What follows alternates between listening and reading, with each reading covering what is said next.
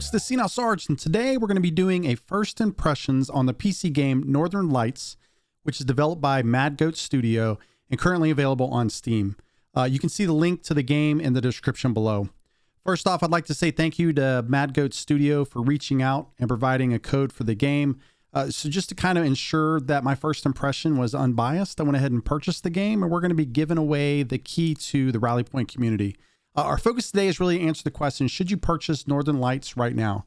Just for reference, the game was on sale when I purchased it, $13.99 US dollars on Steam in December 2021. After the sale ends, it's going to go back up to $19.99. We need to understand what Northern Lights is. Northern Lights, it's an open world survival simulator. It's set in extreme conditions of the Arctic tundra of Siberia. You're clinging to life. You must use real life survival techniques to gather resources. You're going to craft, you're going to hunt, all of these things to really tend to your health, and then of course keep your sanity, which you'll understand that a little bit more if you decide to play the game. The game is currently only features single player mode. The developer has noted they plan on adding co-op into the game in 2022. The game offers 3 different modes that you can choose from. The easiest way to put it is you got an easy, medium, and a hard. That's the simplest way to put there without using the terminology they use in the game. The game creates an environment as a player where you're focused on food intake. You've got to stay hydrated. You got to make sure that your temperature is correct. I mean, again, you're in Siberia, it matters. You got to make sure you're healthy. You know, if you got a cut, got a wound, you've got to make sure that you're fixing it. And then your overall sanity. And the thing I'll say here, cabin fever is real. So if you've never had it, you're not sure if it's real, search, trust me, you'll find it. It's real. All right, so here's a couple things I like to look at. From an art style perspective, the game has a decent art style as you play it. There are some great aspects from other games that I think from an artistic standpoint, I like that have been incorporated in here. I like that the Northern Lights team has kind of looked at this. They've kind of incorporated their own way of making it. Some of those things I talk about is like the journal and the map and the backpack and these things. We've seen those kind of in other games, but it looks really nice in this game. I really enjoyed that. The map probably being my best one, and we'll talk about later. Jumping in and getting started, there were a couple spots through the game where I didn't really understand what I was supposed to do. The team did do a good job of adding a tutorial system in the game. I just wish that they would expand on that. One of the things you have in the game is a journal. What would be nice is if they added some FAQs and things inside of the journal, but there's some things in there like cloth, for example. It's kind of hard and confusing to understand how to physically find cloth. And when you're out in the middle of nowhere and you need a tent pretty quickly, understanding how to get cloth is pretty important. Controls from a general time frame, you know, they're easy. There's nothing in the game right now that's groundbreaking that they need to fix from a controls perspective. It all just works pretty well. One thing I did find that was a little bit of an annoyance is the resolution settings, and you'll see kind of here in the background. You got to click the right arrow to kind of get where you need to be. This needs to be a drop down. You know, I need to be able to click and then select it. From a content perspective, I would say this. Part of the reason I love doing first impressions of games is really the kind of the first 10 hours, right? Getting in and I've played just under 10 hours of the game thus far.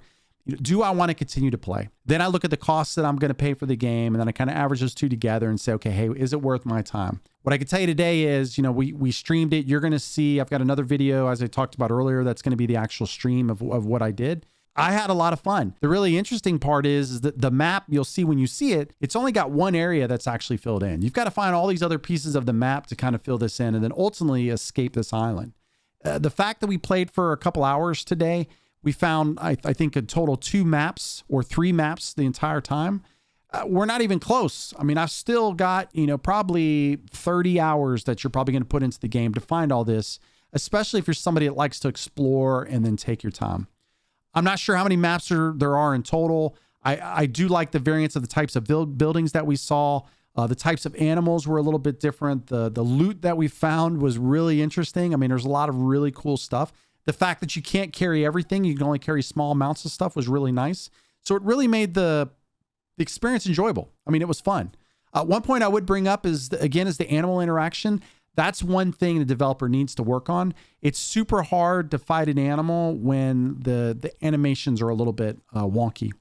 Next is the journals and maps. This is by far my favorite part of the game. I think the journal piece of it is phenomenal. I love the crafting. It reminds me of a couple other games we're not going to get into, but they're really good. I love some of the tips that they have in the journal, the way that they've laid it out.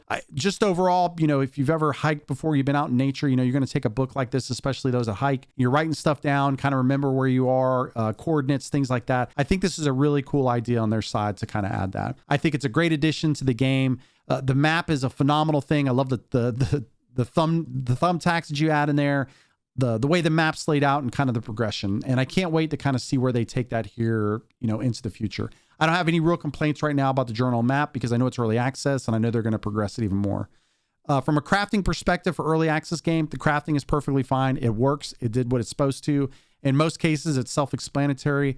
I would love to see them add a little bit more descriptions underneath it. So if, you know, you need a particular item and maybe don't understand it, like cloth, maybe you could put a little description note under here. This is how you get cloth, you know, and whatever that explanation is to help folks a little bit as they get in game. But again, it's not enough to take away from the game or make me not want to play it, but it is something that would probably be helpful. All right, so my overall verdict of the game, here's the thing. If you're a hardcore survival enthusiast, you don't mind bugs in games, right? You got $20 sitting around, go purchase the game. You're going to have fun. You're going to play. You enjoy exploring games. You like the idea of helping developers create something that's going to be special. Then I would absolutely jump on the bandwagon with this game and I would start playing it because I do think that you have an ability to support the developer, right? I mean, part of what the developer needs to make a great game is, in most cases, is the financial backing, right? And if they're not getting that financial backing from others, then the consumer. And that's why they can put on early access is to get your help to make the game that you're looking for. And of course, it lets you help them decide what the directions are and kind of where it goes.